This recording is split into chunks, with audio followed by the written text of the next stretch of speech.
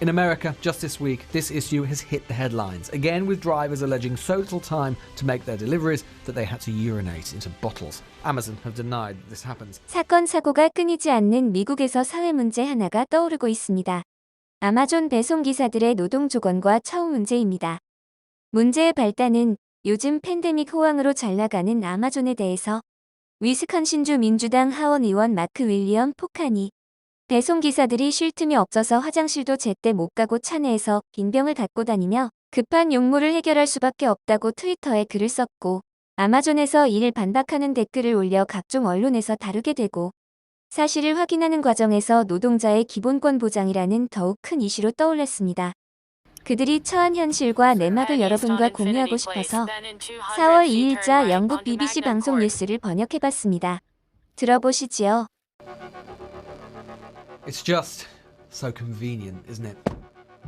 You need, you click, you buy, it arrives. I was close to tears at that point. I was cold, I was hungry, I needed the bathroom.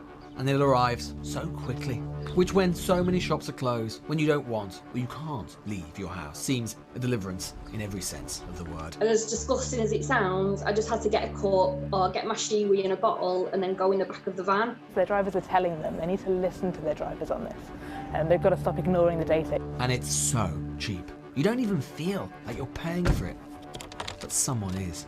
It's the men and women bringing it to your door.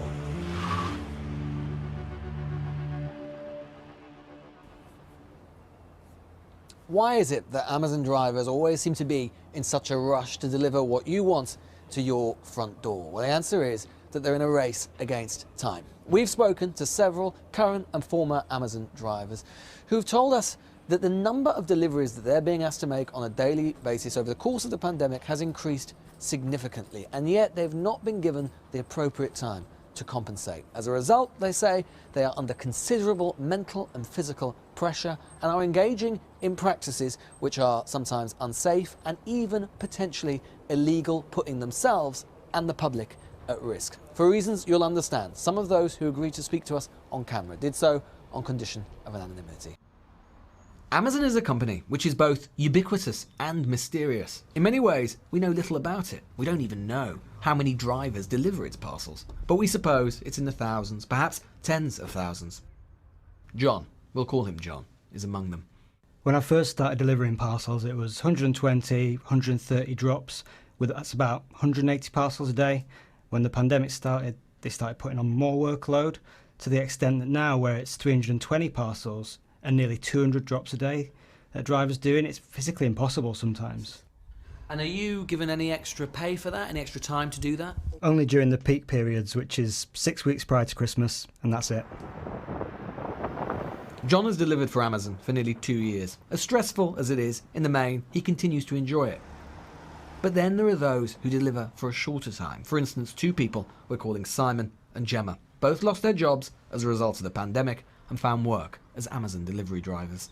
It was a no-brainer for me, really. I was, as I said, looking forward to it. Really looking forward to driving, delivering and getting home and being with the family. So you had 2 day training in a classroom. It was just going about safety of driving. They were very big on safe driving. I was totally unexpected to experience what I did based on what the training told me. I'm fully aware of road safety. You couldn't adhere to those rules based on what we had to do. You've got 15 minutes to load your van. And then there's some days, a lot of us couldn't even fit what we had to get in the van. So we were just trying to find other drivers to take the rest of the parcels, and obviously that's stressing them. And at that point, I texted the ops manager, who then met me briefly for about a minute to run through the app, provide me with my boxes and tell me to go. But it was at that point I realised my first drop was 38 miles away. As soon as the driver is in the van, it's the beginning of what can be a grueling experience. If you think Amazon knows a lot about you, it is nothing to what it knows about its drivers. Every moment, every second tracked, monitored, assessed by its in-vehicle app. They monitor you through the app so they can see how fast you're going, how many parcels you've delivered. They just work everything out. You have a time in the morning when you're at the depot and how quickly you've got to load your van. They monitor you on that. They monitor you on times that you scan on, scan off jobs, So everything's being monitored and the workload's getting higher and it's getting harder and harder and harder to fulfill those routes in 9 hours. You become anxious immediately. You get a list of all the drivers and where they are behind, or whether they're ahead, or so you know if it's you behind, you'll see straight away. You get a visual explanation that you're behind, and that puts you at an anxious situation quite badly. So if you're not meeting your target, you get a message off your manager or whatever saying, oh, you're 7 parcels behind, what's going on? On those messages, it tells you how many drops you've got to do. So, you know, there was ones with 185, 225 drops, not packages, drops. So I think mine was 125 on my first day. Going down country lanes to deliver parcels when Amazon don't even know how bad these lanes are. It might take you 15 minutes to deliver one parcel just because of how bad a country lane is. But the app doesn't take account for that. Not a chance, no. Just constantly, it's like, oh, speed up, please, speed up, try your best, get as many as you can done. And then obviously you're trying to speed up, you're driving dangerously, you can't deliver how Amazon want you to deliver. So every time you hear a ting, you're anxious. You become more worried that you're not going to be able to reach your target. The law says that the maximum a van driver can drive for is 10 hours. Amazon shifts are 9 hours. That's why it's a race against the clock. Within that, Amazon says there's supposed to be a 30-minute lunch break, but the drivers we've spoken to say that that is a remote prospect, as are even more basic requirements. Toilet breaks weren't a thing. Because the van was so packed, I'd have to wait till I emptied 3 totes just so I had a bit of room. And as disgusting as it sounds, I just had to get a cup or get my shiwi in a bottle and then go in the back of the van. Okay, admit it. We've all been addicted to Amazon during this entire pandemic. In America, just this week, this issue has hit the headlines, again with drivers alleging so little time to make their deliveries that they had to urinate into bottles. Amazon have denied that this happens. Amazon responded and said, you don't believe that peeing in bottles thing is true. But there are even more serious concerns about safety. Every Amazon driver that I've known, they all speed. We all park in places where you're not supposed to, double yellows, on busy roads. Especially say if you've got a house on a country lane and there's no parking near there, you just have to sit up on the side of the road, run across, do your drop. And yeah, it's not safe. You just got to put your hazards on and hope for the best. Amazon told us they have a 24-hour hotline drivers can phone if they have problems.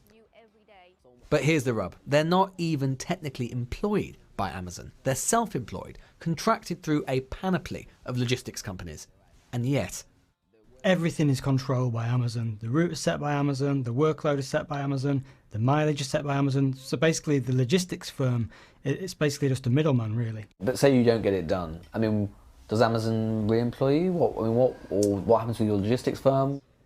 Your ratings get reduced, your ratings go down. If you don't fulfill some parcels because of time constraints or the customer's not in, then I think they base your ratings on 8 or 9 different ratings, because if you don't deliver parcels, your ratings come down. So you're monitored all the time on every aspect of what you do. And what happens then if your ratings continue to fall? Do they The logistics firm will just get rid of you. lay you off? Yep. And that's quite easy to do. Oh, it happens all the time. The turnover of staff is phenomenal. Drivers attend an Amazon training day. They usually exclusively deliver for Amazon, and it is an Amazon app which tracks and monitors them in their vehicles. And yet remember, because they're self-employed, they don't have company benefits, they don't get sick pay, they don't get holiday pay, and there is little recourse should the company decide that their services are no longer required. The Supreme Court unanimously dismisses Uber's appeal. This isn't an issue about Amazon alone. All manner of gig economy companies are grappling with an evolving legal situation governing those they employ in one way or another. But Amazon is by far the biggest concerned, and a petition organised by Change demanding that the number of deliveries is reduced has attracted nearly 80,000 signatures, at least some of whom are verified Amazon drivers. Its organiser says reform is long overdue and that the company doesn't want to know what's really happening. I think genuinely they're currently not gathering it because they don't want to know the answer. They know how dangerous this is. Their drivers are telling them they need to listen to their drivers on this. And they've got to stop ignoring the data. It's a really simple change for them to make to take those targets back to a safe level. As you'll see, we put a lot of energy into our logistics. Remember, Amazon is a company whose UK sales increased by 51% in 2020, a revenue of £20 billion. It has been the beneficiary of a pandemic which has accelerated our move to the online economy.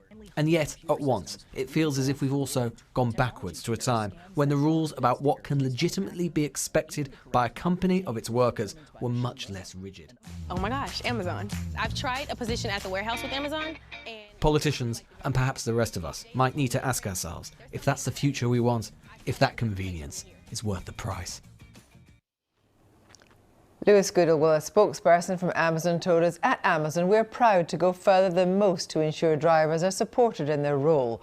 Our sophisticated guidance technology plans delivery routes, advises when to take a break, and ensures that drivers aren't receiving and driving with too many packages.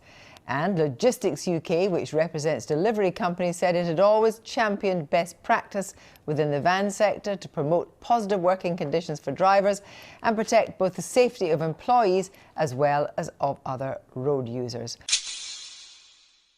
최근 우리나라 택배업계에서도 유사한 일들이 벌어져 과로로 인한 사망자들이 발생하고 부분적인 개선이 이루어지기는 했지만 아직도 근본적인 문제는 해결되지 않은 채 쿠팡이라는 거물은 미국 증시에 상장했고 한국과 미국 두 나라가 앞으로 이 문제를 어떤 방향으로 개선해 나갈지 우리 모두 지켜봐야겠습니다.